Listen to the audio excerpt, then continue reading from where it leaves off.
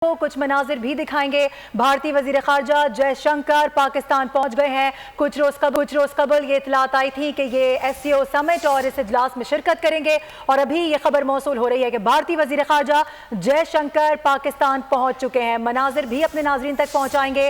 भारतीय वजीर खारजा जयशंकर पहुंचे हैं पाकिस्तान और ये बताया जा रहा है कि सुषमा स्वराज के बाद एक तवील अरसे के बाद किसी भी भारतीय वजीर खारजा का ये पाकिस्तान का पहला दौरा है। एससीओ इजलास भारतीय वजीर खारजा जयशंकर पाकिस्तान पहुंच चुके हैं। उनका इस्तकबाल किया गया। पाकिस्तान इससे पहले बिल्कुल वाज़ेह कर चुका है कि एक अच्छे मेजबान की तरह पाकिस्तान जयशंकर के साथ पेश आएगा। शंघाई ताउन तंजीम का 23वां 2 रोज़ा सरबराही इस्लामाबाद में शुरू हो रहा है। भारतीय वजीर खारजा जयशंकर पाकिस्तान पहुंच चुके हैं और जयशंकर पाकिस्तान पहुंचे वो इस इजलास में शिरकत भी करेंगे और इसके अलावा मुख्तलिफ ममालिक के सरबराहान मुमलिकत भी पाकिस्तान पहुंच चुके हैं।